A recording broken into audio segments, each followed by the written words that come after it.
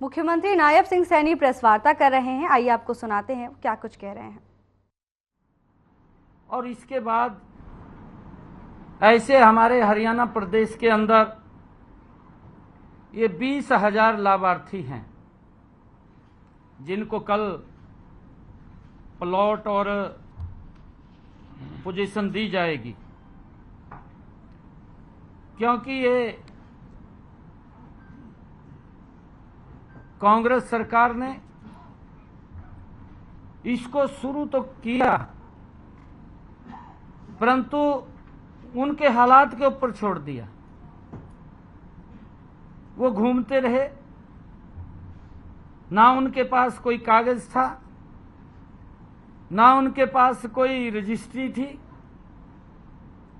वो घूमते रहते थे कि हमें कोई पोजीशन मिल जाए, परंतु जब उनके पास कोई कागज नहीं था, खाली नामात्र के लिए जगह दिखा दी और उसके लिए वो चक्कर काटते रहे।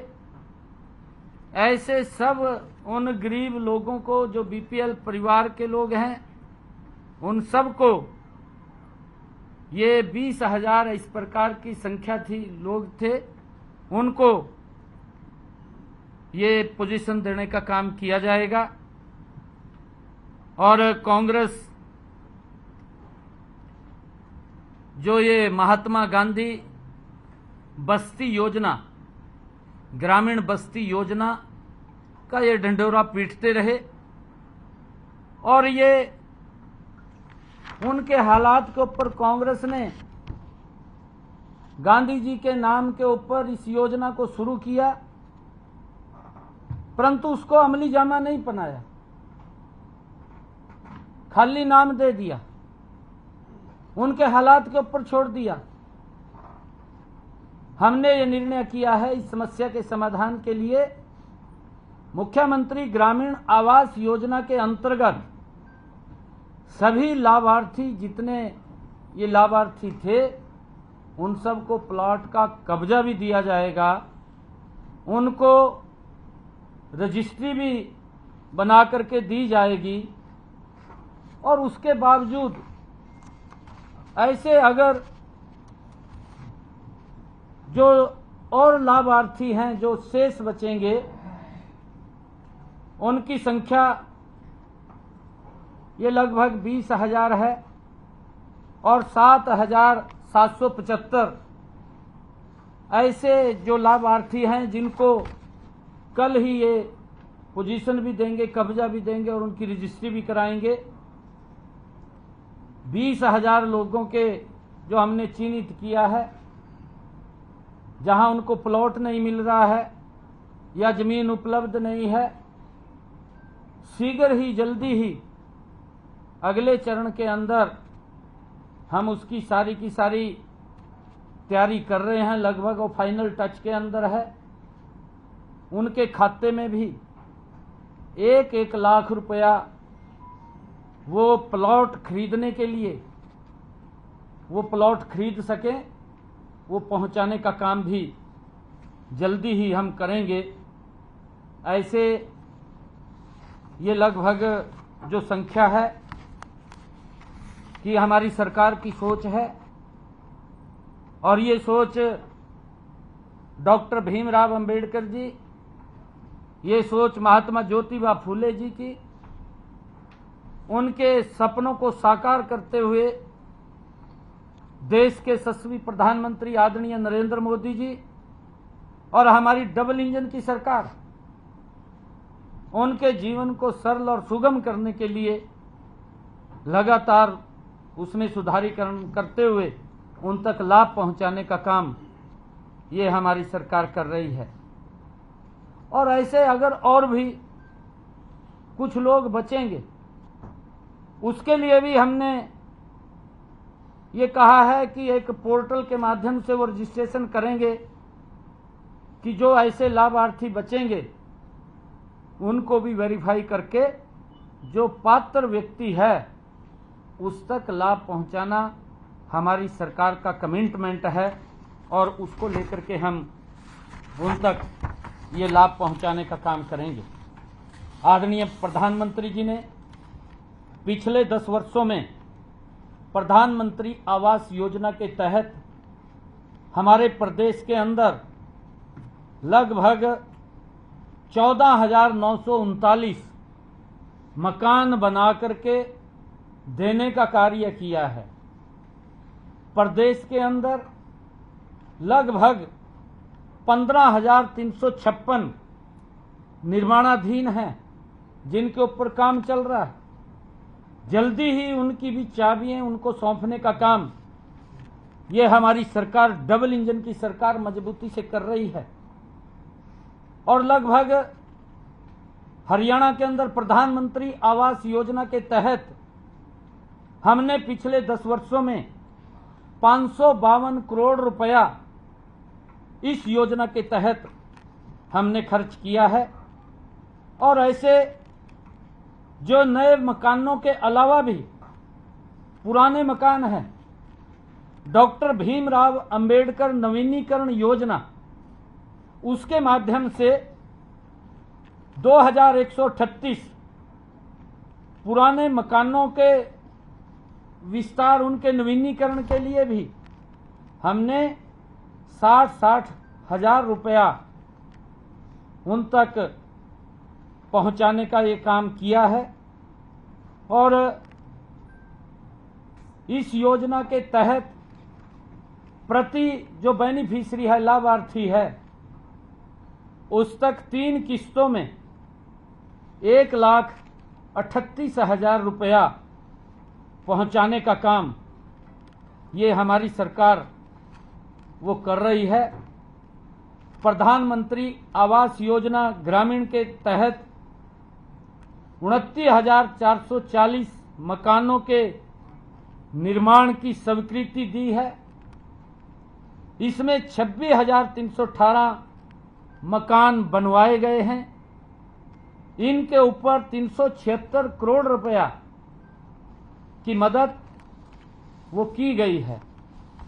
हमारी सरकार लगातार गरीब के हित के अंदर मजबूती से फैसले लेती हुई, ये नरेंद्र मोदी की सरकार, डबल इंजन की सरकार, गरीबों के हित में मजबूत फैसले लेकर के उनको सशक्त करने का काम कर रही है। मैं आज आप लोगों के माध्यम से देश के यशस्वी नेता, दुनिया के लोकप्रिय नेता, जो आज तीसरी बार भारत के प्रधान सेवक के रूप में, जिनके मन में गरीब को लेकर के पीड़ा है, जिनके मन में किसान को लेकर के पीड़ा है, जिनके मन में महिलाओं को सशक्त करने के लिए जो उनके मन में पीड़ा है, जिनके मन में युवाओं को उनका विश्वास बढ़े और युवा आगे बढ़े, उसको लेकर के चिंता करते हैं, ऐसे यशस्वी नेता आज तीसरी बार इस देश की बागडोर संभालने का काम करेंगे। और मुझे ये पूर्ण विश्वास है, आदरणीय नरेंद्र मोदी जी को मैं हरियाणा की तरफ से बहुत बहुत बधाई भी देता हूं, शुभकामनाएं भी देता हूं। उनके नेतृत्व के अंदर ये भारत और गति से आगे बढ़ेगा। जो आदरणीय मोदी जी का संकल्प है कि हमने भारत को 2047 तक ये विकसित राष्ट्र बनाना है, हरियाणा पूर्ण रूप से आदरणीय मोदी जी के साथ खड़ा होकर के उनके संकल्प को साकार करने में मजबूती प्रदान करेगा। और मुझे आज आप लोगों के माध्यम से ये भी एक बात और कहनी है कि जो कांग्रेस के युवराज जिस प्रकार से ये पवित्र संविधान की बुक लेकर के वो पूरे देश के अंदर गरीबों को उनको लाभ तो देने की बात 60 सालों के अंदर कांग्रेस ने नहीं की, परंतु ये झूठ का डंडोरा पीटने का काम ये कांग्रेस के युवराज, कांग्रेस के नेताओं, घमंडिया गठबंधन के लोगों ने जो ये देश के गरीबों को ऊपर अत्याचार किया है, उनको भ्रमित किया है, उनको झूठ के जंजाल में फंसाने का काम किया है। ये दुर्भाग्यपूर्ण है कि मोदी जी आएंगे तीसरी बार और वो संविधान को समाप्त कर देंगे, आरक्षण को समाप्त कर देंगे। इस प्रकार का पाप कांग्रेस और घमंडिया गठबंधन के लोगों ने किया है और उस पाप के आधार के ऊपर ही, क्योंकि जो सीटें उनकी आई हैं वो इसी झूठ के आधार के ऊपर आई हैं, देश इसको समझ रहा है।